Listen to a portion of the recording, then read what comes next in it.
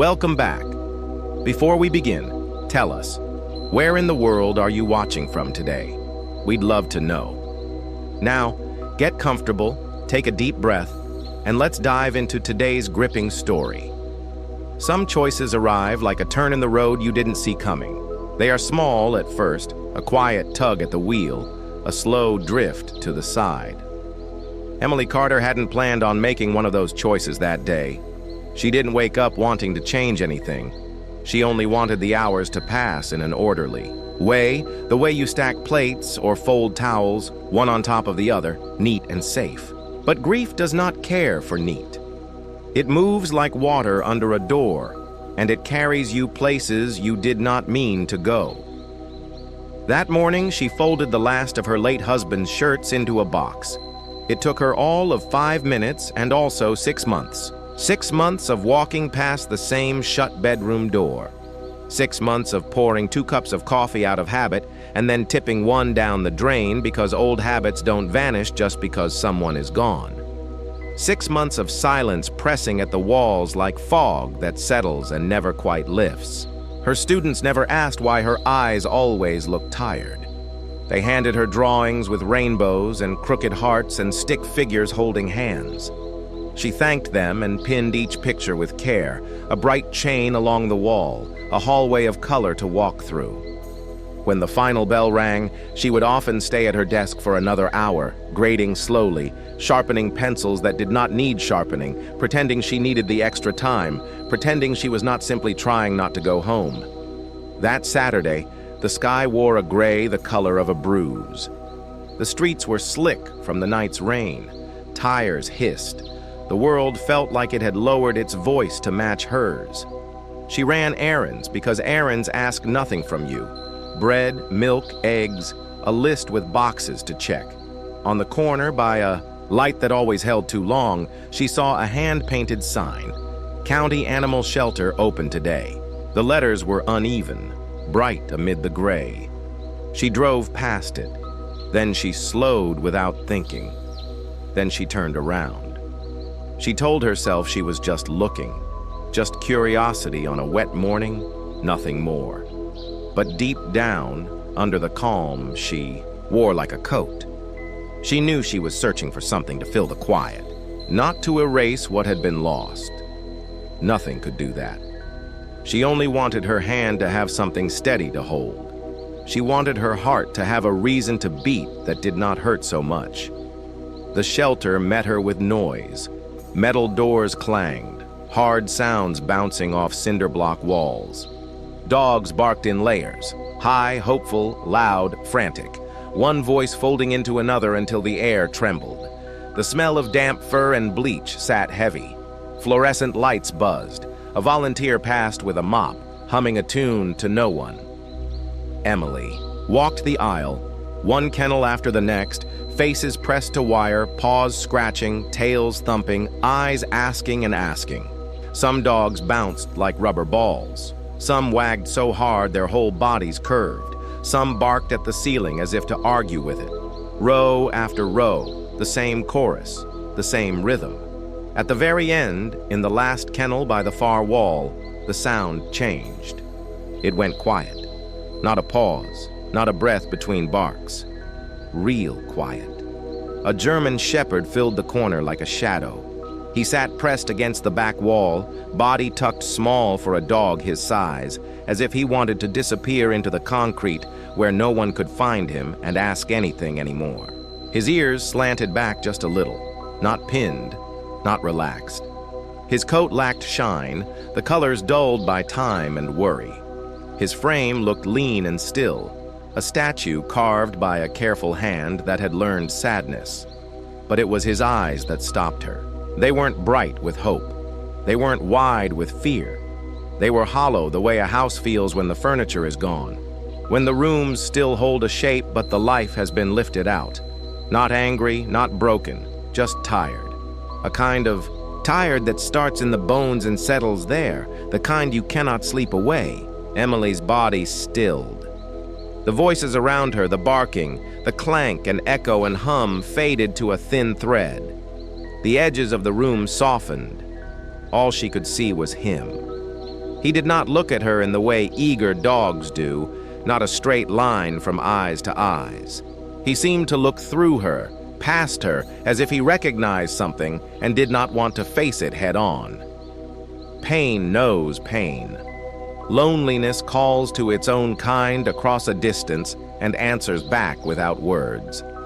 Something in her chest tightened, not the sharp ache she knew too well, but something quieter, deeper, older. It was like this quiet, forgotten creature had reached into the quiet, forgotten part of her and laid a gentle hand there without asking permission, and that touch told the truth. For the first time in a very long time, Emily did not feel okay. But she did feel seen. And that, small and bare as it was enough to make her feet move. She stepped closer to the kennel, slow and careful, the way you step toward a memory that might shatter if you walk too fast. His head did not lift all the way, but his eyes followed her, steady and watchful. He did not growl. He did not wag. He did not push forward to meet her. He held still and he tracked her. That was enough for now. "You're the first person to stop at his kennel all week," a quiet voice said behind her. Emily turned a little. A young woman in a blue shelter vest stood there, holding a clipboard close to her chest like a shield. She offered a small smile, the kind of smile people use when they are used to giving hard news gently. "We don't really call him anything," the worker added. "He was picked up a while back. No tags, no chip. We just refer to him as K9106. Emily looked back at the dog. K9106, a number in a box on a form. A way to keep track of a life that had clearly been through something and somehow kept going. A placeholder for a story no one had written down. Her fingers rested on the gate, just the tips, brushing the rough rust where paint had worn thin. "He deserves a name," she whispered. The worker hesitated, eyes flicking from the dog to Emily, weighing care against caution. "He has some behavioral concerns," she said. "Doesn't interact much, won't eat with people near, keeps to himself. Honestly, we're not sure he'll ever—" "Hope," Emily said, the word out before she knew she'd chosen it. It came like a thought she had been holding in her lungs for months, a thought that slipped out when she finally let herself breathe. It wasn't neat or logical. It didn't try to fix anything.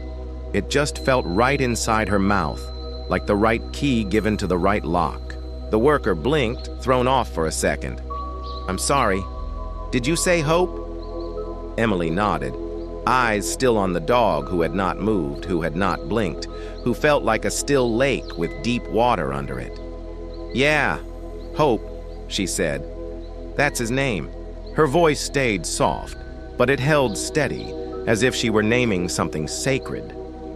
There was a pause in the air. Not long, just long enough to feel like the room shifted a degree. The worker looked at Emily with more care now, not as a visitor, passing time on a gray morning, but as someone who had carried something heavy in with her and had finally set it down. The dog did not stir. He did not flinch. But the space around the three of them felt different, as if a window had opened somewhere they couldn't see. Paperwork took time, the kind of time that stretches when you want to get to the part that matters. Waivers to initial, boxes to check, questions to answer in small lines, cautions repeated in different ways. He doesn't trust people. He might never come around. He is not like other dogs. We can't promise he will change. Emily listened and nodded, patient. She did not expect affection. She did not want a quick fix. She wanted presence. She wanted a second heartbeat in the room that wasn't the refrigerator turning on and off. She wanted someone to share the quiet with. When the kennel door finally opened, Hope did not rush out into the aisle like the others had. He stood with care, each movement measured, as if he had to remind his legs what standing was. He followed the leash with no pull and no drag. Not eager, not stubborn, only tired. The kind of tired that makes you go where you are led because you cannot think of a reason to do anything else. They walked side by side to the car. The sky spit a light drizzle that beaded on his fur and darkened the edges of Emily's sleeves. She opened the back door and waited. Hope climbed in without a sound. He tucked himself into the far corner of the seat as if corners were the only places with edges strong enough to hold you steady, and he stared out the window at nothing in particular. Emily started the engine. She didn't drive yet. The wipers clicked once and then paused. She looked in the rearview mirror and said very softly, so the words wouldn't push too hard, "You don't have to fix anything. Just stay." It was enough. For him, for her. The first night was harder than she had planned for, and she had planned for a lot. A soft bed in the corner of the living room. A clean bowl and another just in case.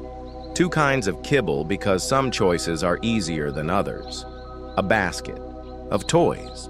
Rope, ball, squeaker, though she had a feeling he might not care. Hope stopped at the doorway and held the whole space in his eyes, mapping each shadow like a cartographer, ears flicking at a floorboard creak, gaze darting to the window, to the lamp, to the blank TV. Silent. Still. Then he turned, walked to the farthest corner of the room, the one that faced the front door, and lay down with his back to her, a sentry who had forgotten who he was guarding against. Emily did not call him. She did not pat her leg. She did not sit on the floor and offer her hand.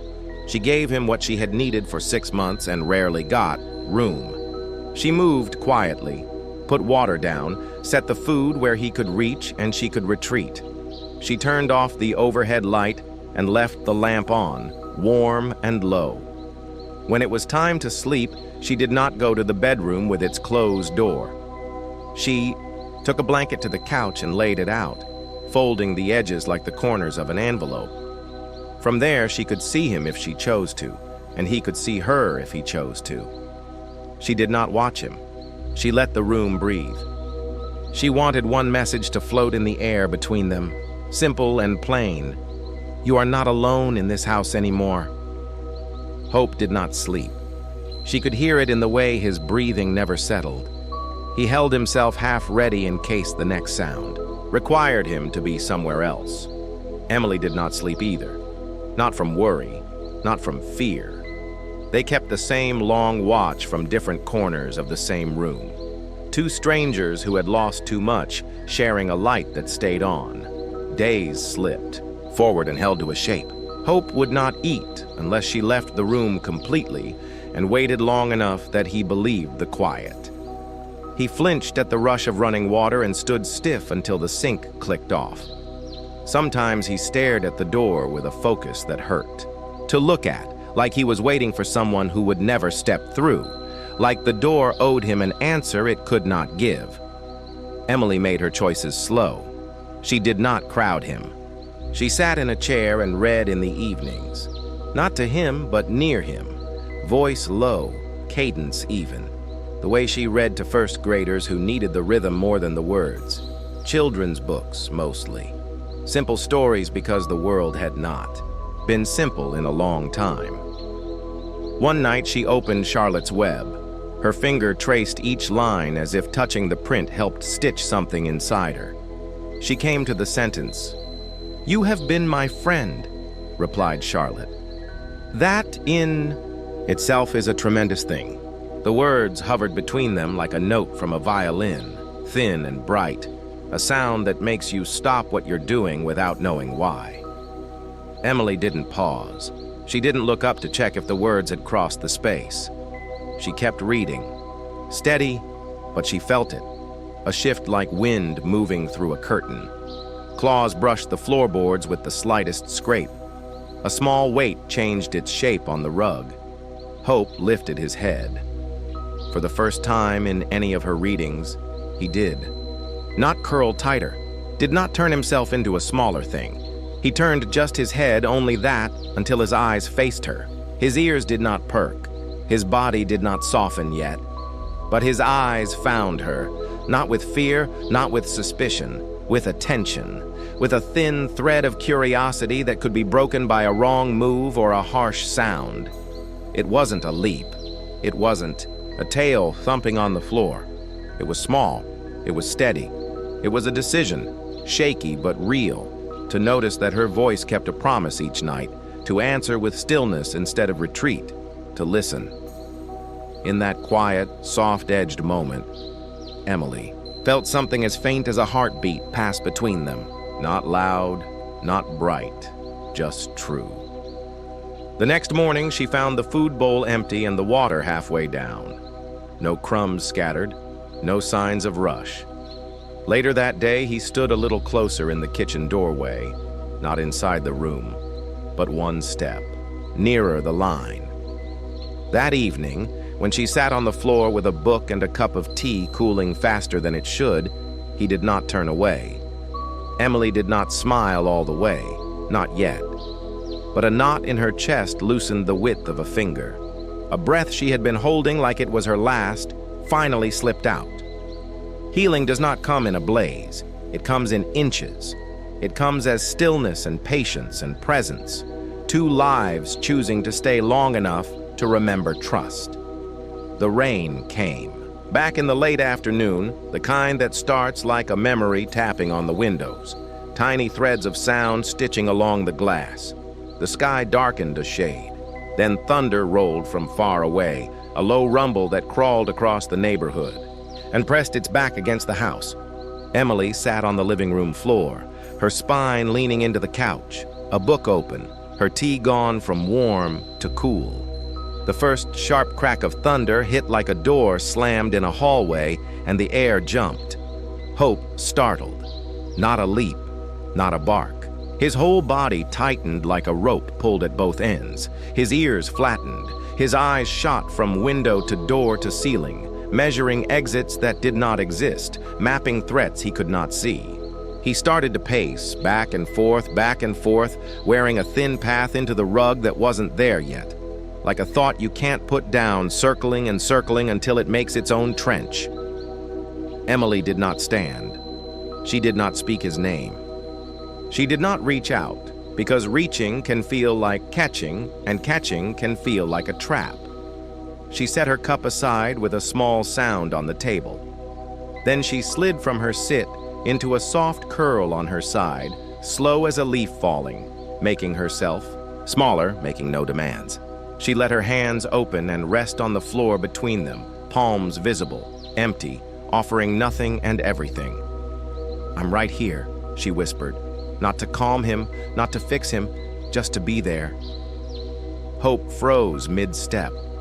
Then, cautiously, he stepped closer. Not all the way, not touching, but closer than he had ever dared before. For a long moment, nothing happened. Then, just barely, he stretched his neck forward and pressed his nose lightly against the tip of her fingers. It was so quick, so quiet. She almost wondered if she'd imagined it. But she didn't move, and neither did he. They stayed there, inches apart, until the thunder passed. In the silence that followed, Emily felt something shift, not in the room, but inside her. Not joy, not relief, just a crack in the armor. And maybe, just maybe, that's how trust begins. Not with a leap, but with a touch. By the start of the second month, the house no longer felt empty. It was still quiet, yes, but it was a different kind of quiet, a peaceful one. Not the aching silence of loss, but the gentle hush of something slowly healing. Hope had begun to follow Emily from room to room. Not close, never underfoot, but nearby, always within view. In the mornings, he would sit by the door as she gathered her bag for school. And every afternoon when she returned, he would be waiting, not with excitement, exactly, but with presence. That, waste enough. He started taking treats from her hand carefully at first. He even allowed her to brush him for a few moments at a time. Each act, no matter how small, felt monumental, like building a bridge, one plank at a time, with no blueprint, only instinct. The old routines Emily once shared with her family were gone, but now, new rhythms took shape. Hope's gentle footsteps on, the hardwood floor. The way he rested his head on the arm of the couch when she read aloud at night.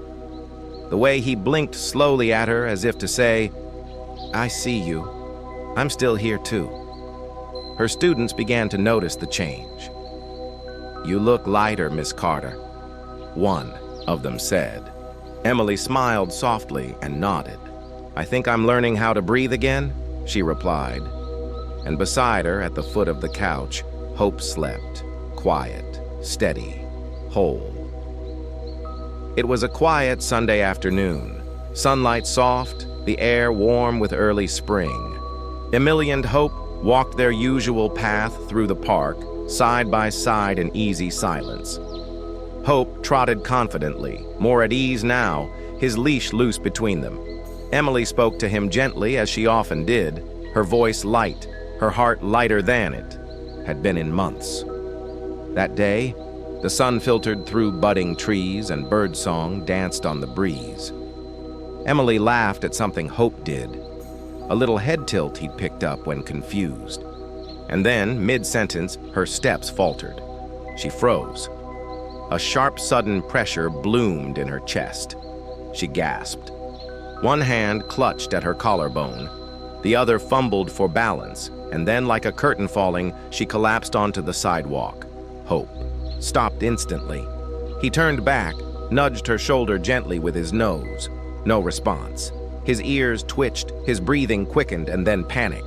He began circling her, pacing in quick, anxious loops.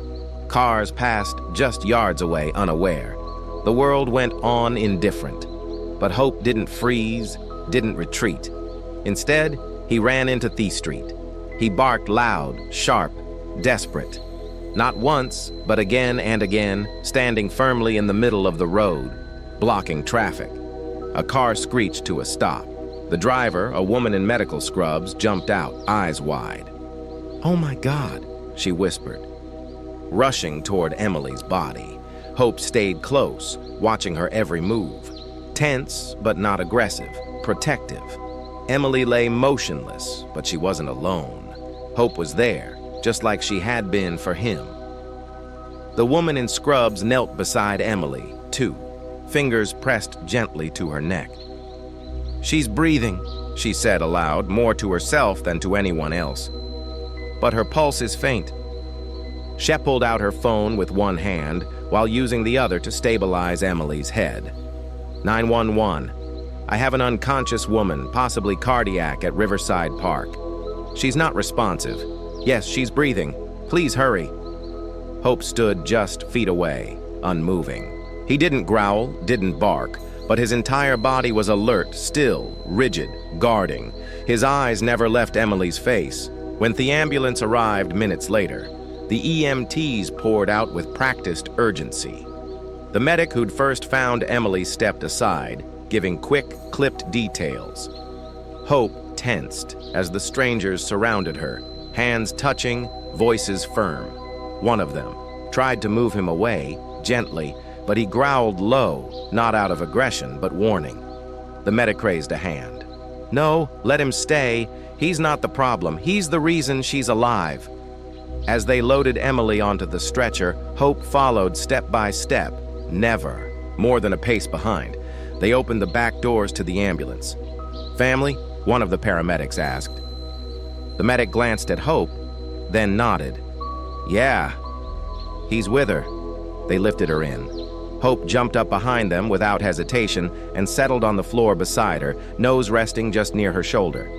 No one stopped him. No one said a word.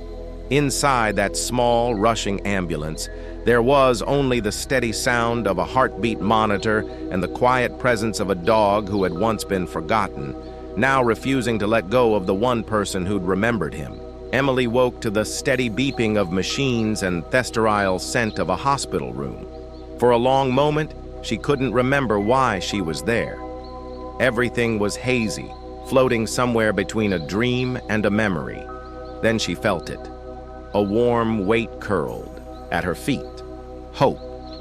His head rested lightly on the edge of the hospital bed, ears relaxed, eyes closed, chest rising and falling with calm, steady breaths. He had not left her. Tears welled up before she even understood them. Not from pain, not from fear, but from something she thought she'd lost forever. The feeling of being loved exactly as she was. Fragile, flawed, broken, and still enough. Then nurses told her what had happened, how Hope had stopped traffic, how he'd led a stranger to her side, how he had refused to leave the ambulance, how he had stayed by her hospital bed for 2 straight nights. "It's like he knew," one nurse said, gently patting Hope's head. "Like he knew who you were to him." Weeks later, when Emily had recovered enough, she returned to the shelter. Not to give Hope back, but to show the others what was possible.